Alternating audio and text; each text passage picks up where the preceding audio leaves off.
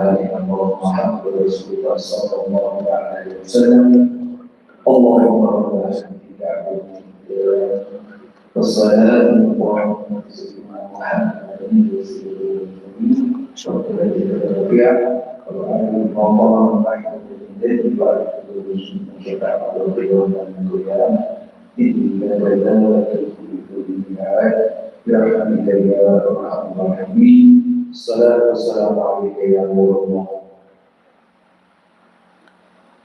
الحمد لله رب العالمين والصلاة والسلام على سيد المرسلين أما بعد فأعوذ بالله من الشيطان الرجيم بسم الله الرحمن الرحيم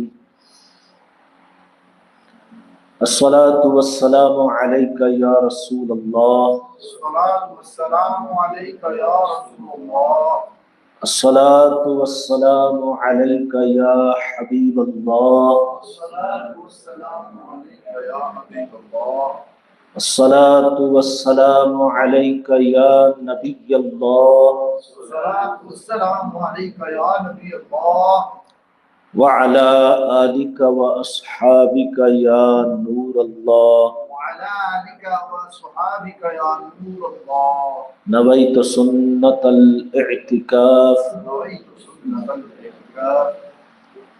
Our beloved Nabi sallallahu alayhi wa sallam has said that a person who sends one time durood or salutation or salawat upon me, Allah Azza wa Jal sends 10 mercies upon him. Subhanallah. Sallu ala al-Habib sallallahu ta'ala ala Muhammad sallallahu alayhi wa sallam. Salatan wa salaman alayka ya Sayyidi ya Rasulullah wa ala alika wa ashabika ya Habib Allah.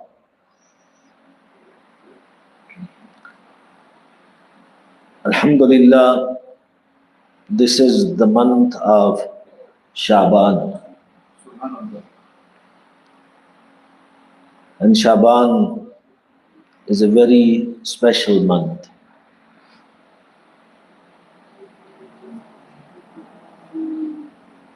Season of Ibadat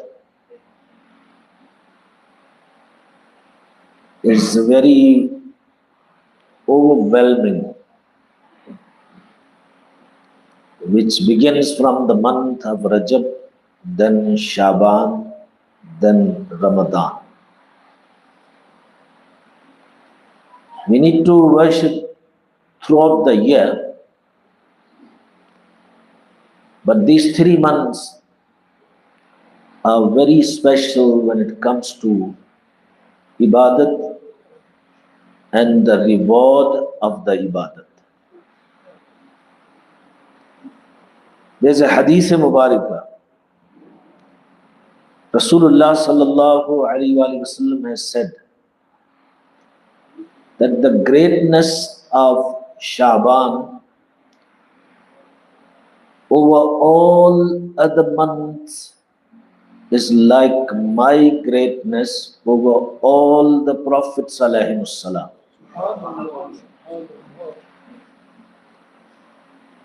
And the greatness of the month of Ramadan over all the months is like the greatness of Allah subhanahu wa ta'ala over his bondsmen. So this tells you that the month of Shaban is very important month in the sight of Allah Azza wa Jal and His beloved Nabi sallallahu alayhi wa sallam. Rasulullah sallallahu alayhi wa sallam used to keep fasts a lot in the month of Shaban. Hazrat Sayyidatuna Ummul Mu'mineen Aisha Siddiqa radiyallahu ta'ala anha reports that I've never seen Rasulullah sallallahu alaihi wasallam fasting so much as much as in the month of Shaban. Subhanallah. But this obviously exclude the month of Ramadan al-Mubarak, because month of Ramadan al-Mubarak every day is fard to fast. But it means in comparison to other months, Rasulullah sallallahu alaihi wasallam used to fast a lot in the month of Shaban. And Rasulullah sallallahu alaihi wasallam said, يرفع الله الأعمال العباد كلها في هذا الشهر. That Allah subhanahu wa ta'ala lifts the actions, the deeds of His bondsmen in totality in the month of Shaban. And then Rasulullah sallallahu alaihi wasallam said that when my deeds are lifted in the court of Allah Azza wa Jal, I must be in the state of roza. I must be fasting.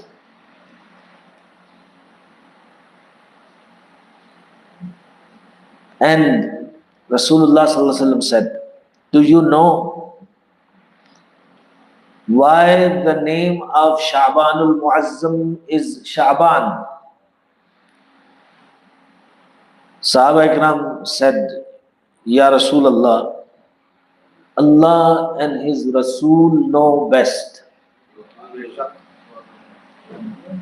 That was the style of Sahaba Ikram. Many a times when they want an explanation from Rasulullah sallallahu alaihi wasallam, instead of answering, Ya Rasulullah, I know, or other one says, Ya Rasulullah, I know. No, that wasn't their style. They would simply say, Allah and His Rasul know best. So this way they will get the explanation. And they were of the belief that even if we know, but we still don't know as much as Rasulullah sallallahu alaihi wasallam knows. So they would hardly answer in this way in the court of Rasulullah sallallahu alaihi wasallam, that Ya Rasulullah, I know it. This was their usual way of responding. When Rasulullah sallallahu alaihi wasallam would ask, and do you know about it? He will say, Allah and His Rasul know best. So they said, Allah and His Rasul know best. Rasulullah sallallahu alaihi wasallam said, Shabanul Muazzam is called Shaban because goodness is spread out in abundance in this month. कि कसरत से खैरात को फैलाया जाता है. The goodness is distributed, the khair is distributed in abundance everywhere in the month of Sha'ban. That's the reason that the month of Sha'ban is called Sha'ban.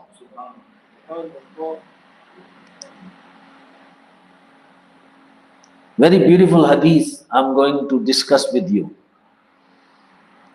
Hazrat Sayyidina Abu Hurairah radiallahu ta'ala reports that the embodiment of light, our beloved Nabi sallallahu alaihi wasallam,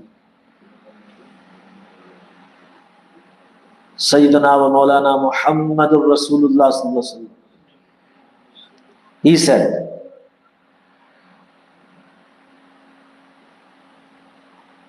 Allah subhanahu wa ta'ala divided mercy into 100 parts. Very vital hadith. So always remember. He divided mercy into 100 parts. And He kept 99 parts with Him.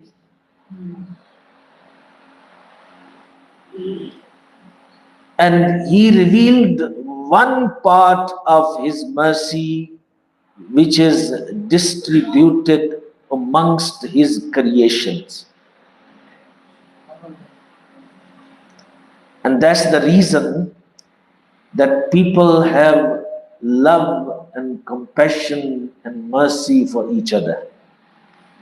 You know, relatives, they are connected to each other. They have a link of mercy because they are connected through the womb. Brother, sister, other relatives, they are connected with each other through the womb of some woman. So, therefore, in Islamic term, the womb of the woman is called Rihm. It's a place of mercy. Whoever connects through it, they'll have a relationship of mercy with each other. For this reason, brother loves sister, sister loves brother, parents love their children, children love their parents. Even the animals love their children, their babies, because of that one part of mercy which Allah subhanahu wa ta'ala has distributed amongst the creation.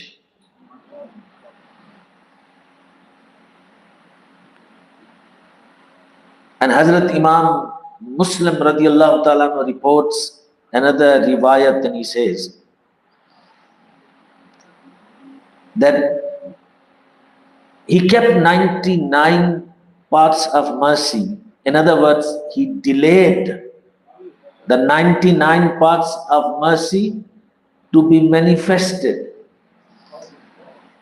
And on the day of judgment, Allah subhanahu wa ta'ala will manifest His complete mercy upon His bondsmen. So if you are a believer, then you can imagine what you can expect on the day of judgment. Like here in the dunya, every kindness, every love, every passion, every compassion, every care that you find in this dunya is because of that one part of mercy. And on the day of judgment, inshallah, we, the slaves of Rasulullah sallallahu alaihi wasallam, will receive 100 parts of mercy of Allah subhanahu wa ta'ala. Then you know, in this month, Shab-e-Bara'at is coming. And my whole idea of speaking on this topic to prepare our brothers or whoever is listening through social media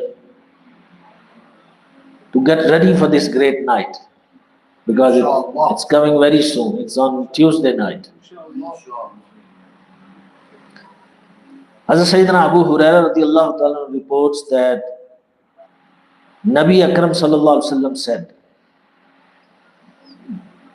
that on the 15th night of Shaban al-Muazzam, Jibreel Amin alayhi salam came to me. And he said, Ya Rasulullah, this is that night in which the doors of heavens are opened. And also the doors of mercy are opened. Faqum, Ya Rasulullah, please get up, wasalli, and perform salat.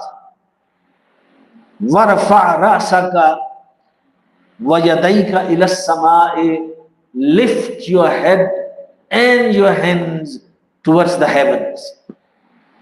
That means make dua. The qibla of dua is heavens. Like the qibla of namaz is Kaabatullah. So we must face Kaabatullah when we are reading namaz. And the qibla of dua is sky. So when we make dua, our palms must be facing the sky. Then they are in the right direction. So therefore there's an indication here. Warfa' ra'saka wa yadayka. You know, lift your hands towards the sky. So your hands can be in the direction of the qibla of dua.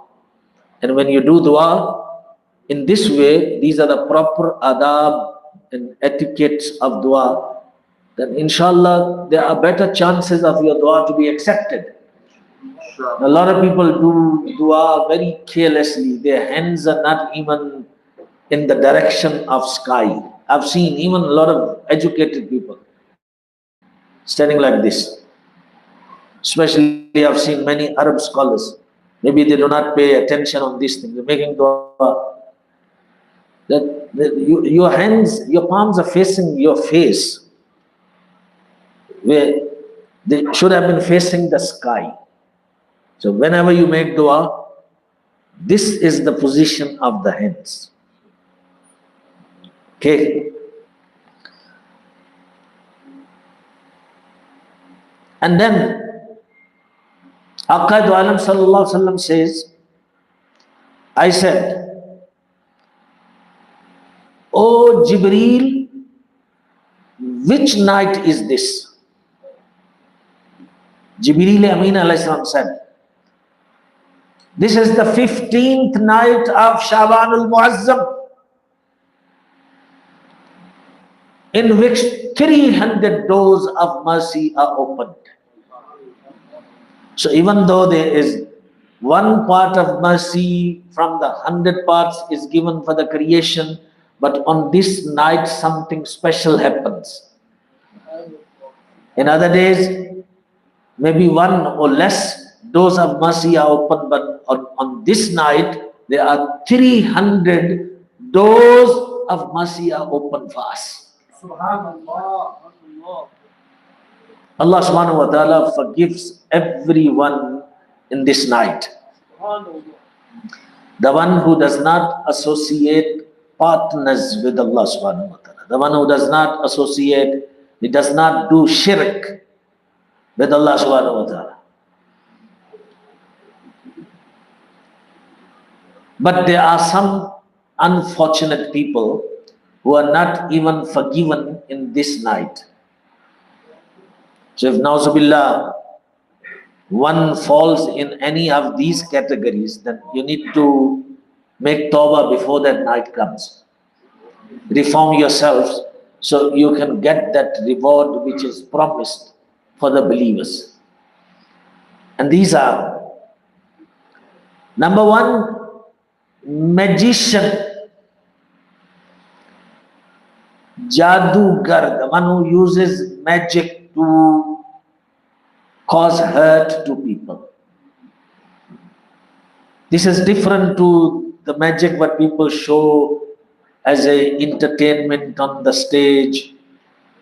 There are different categories of magic. The magic that's referred here is the magic that's causing hurt to people, that's causing harm to people.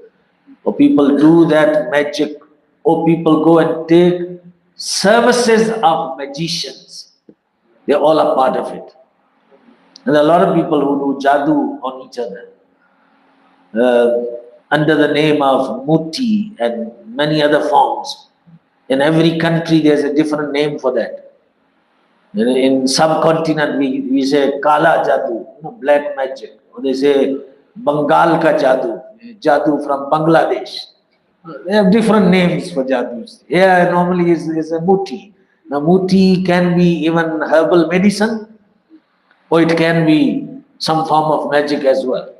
But the main thing is that we must understand that the person who is involved in Jadoo, if he doesn't make tawbah before the night comes, then he is deprived from that promise of forgiveness. Number two, the palm reader. He tells people their qismat and their destiny. He's a liar. He doesn't know anything. He takes some guesses and then he says this is what's going to happen, this is what's going to happen. And these people with weak faith, they start believing. So they run their business. Everyone must come, must pay 50 rand, 100 rand for their services. So he's reading their palms and telling them, that's your destiny. You must not believe them. If you believe the palm readers, there is serious consequences in Sharia. Number 3, the one who keeps grudge. Some bad things happen between two people, but he doesn't forgive. He keeps it in his heart and he keeps refreshing it. He keeps it alive. That's a grudge. So if you have grudge against someone, then you must know that you need to make tawbah before that night comes. So you can qualify for the forgiveness and special mercy of Allah subhanahu wa ta'ala, which is granted in the night of Bara'at or the Nisf Sha'ban. Number 4, a habitually drinking person, one who drinks alcohol as a habit. So he needs to make tawbah before this night comes. The one who has a habit of committing adultery, fornication, zina, he must make tawbah. Otherwise there is no share for him on this great night that's coming. See, our Rasulullah sallallahu alaihi wasallam taught us and guided us so we can qualify fully for the blessing on this night. So these people have been identified. If one of us falls in any of these categories, then we need to rectify it and put ourselves right, so we can get that ni'mat, that reward that Allah subhanahu wa ta'ala gives on this night. Number 6, the one who consumes riba, interest, sood. There's no goodness for him. Sood is absolutely haram. Riba is absolutely haram. This is a declaration of war with Allah subhanahu wa ta'ala. So Allah subhanahu wa ta'ala will not forgive that person who may become whole night doing ibadat, maybe feeding everyone, giving a lot of charities, but doesn't make tawbah from sood. No forgiveness. That's what is mentioned clearly in Hadith Mubarak.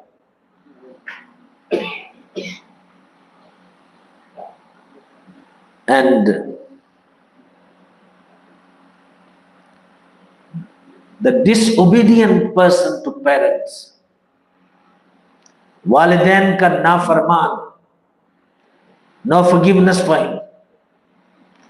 If you are disobedient to your parents, make sure that you fix that before this night comes.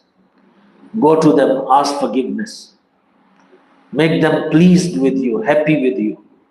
If they are living, and if they passed away, go to their qabr. Do ishale sabab for them. Show remorse. Show that you regret that when they were living, you did not obey them or you did not serve them. There's hope that Allah will forgive you. But if they are living, then you have a better chance, because you can physically have a communication with them and make them pleased and happy.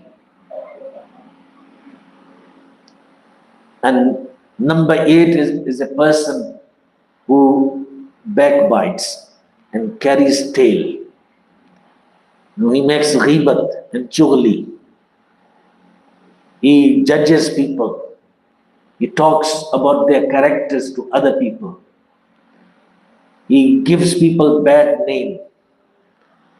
He makes minds of other people to think ill about that person.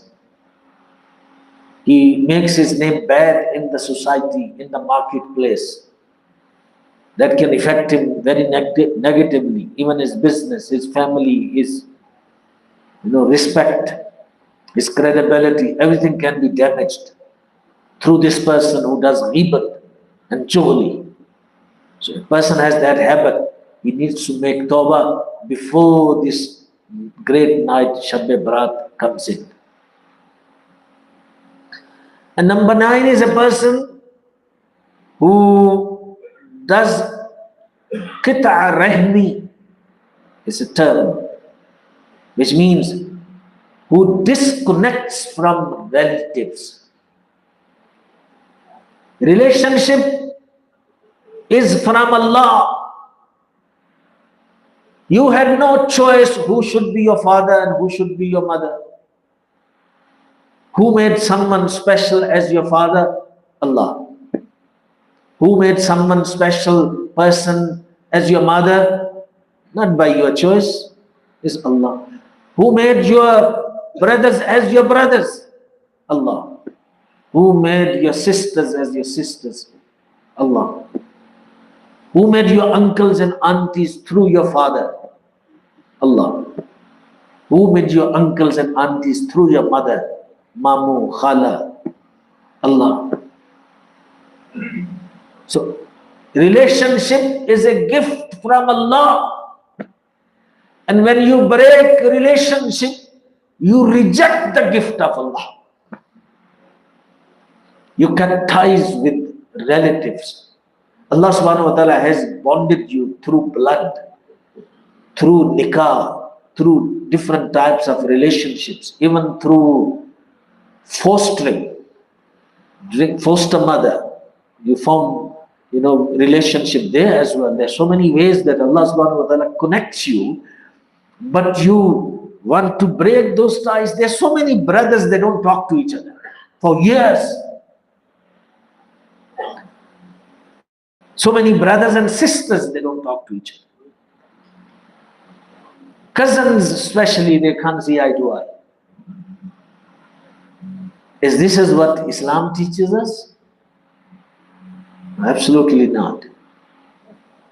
There is haqq of every relative, whether it's a near relative or far relative, that you stay in touch with them, connect with them, go visit them now and then.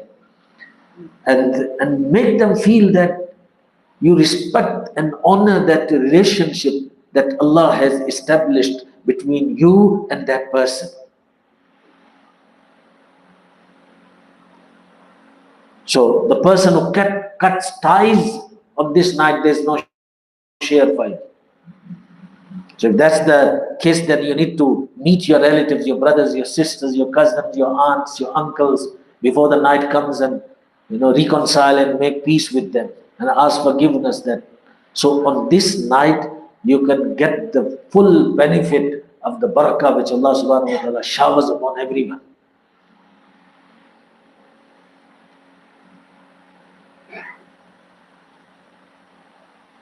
Now ulama ikram have said that Rajab is a month to clean the body. And Shaban is the month to clean the heart. And Ramadan is the month to clean the soul. So, how great it would be that your body is clean, and your heart is clean, and your soul is clean. But how would it become clean?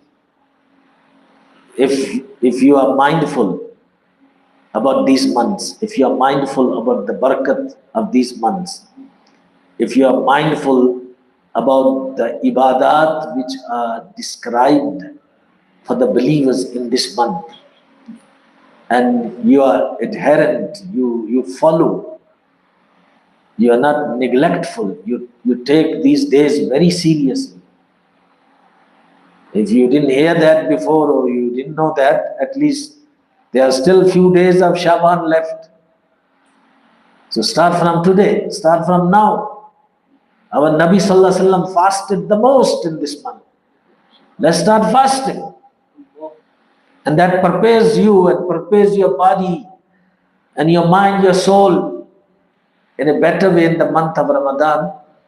Then your body is used to fasting. Otherwise, what happens? Your body is not used to fasting, and suddenly you start fasting. And then many people, that their body rejects that new system and falls ill. And then what happens? the routine totally changes. You're not used to eating, 4 o'clock in the morning. Now you have to eat at that time.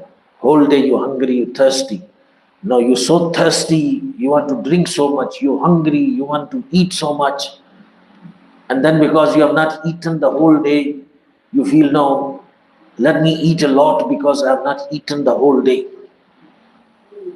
And then at the Sahri, people eat a lot thinking, oh, let me eat a lot because I will not be eating the whole day.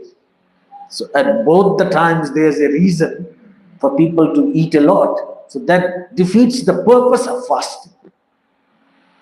So much of food are made in the month of Ramadan that are not made in other months. So it becomes a month of eating actually. Whereas this was a month of not eating much, month of staying hungry a lot, month of achieving health through fasting, through not eating. It's mentioned in Hadith Mubarak. Sumu wa tasihhu. Fast and become healthy. So that explains you the purpose of fasting. Fast and become healthy. It's not that fast and become sick. In the month of Ramadan, your GPs are very busy. People are now getting sick a lot, so you boost their business. So maybe they have their own season of making money. And that's the month of Ramadan. As you have businessmen have a season of making money in December, maybe the doctors have season of making more money in the month of Ramadan. So don't do that. Learn the real spirit of these occasions and these times. So don't forget, Tuesday night is the big night. So I've explained so many of virtues and fadilat of that night.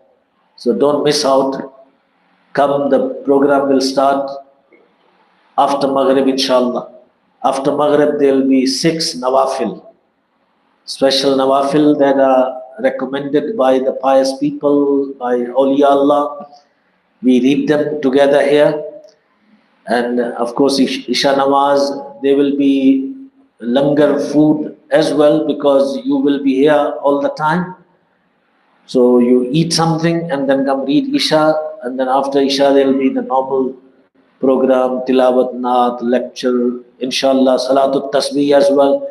So spend the maximum time in the house of Allah, in the ibadat of Allah subhanahu wa ta'ala. Inshallah. Jazakumullah. وَمَا عَلَيْنَا إِلَّا الْبَلَاغُ الْمُبِينُ. Is there any other announcement? Okay, mashallah, our Muazzin Sahib is coming to you.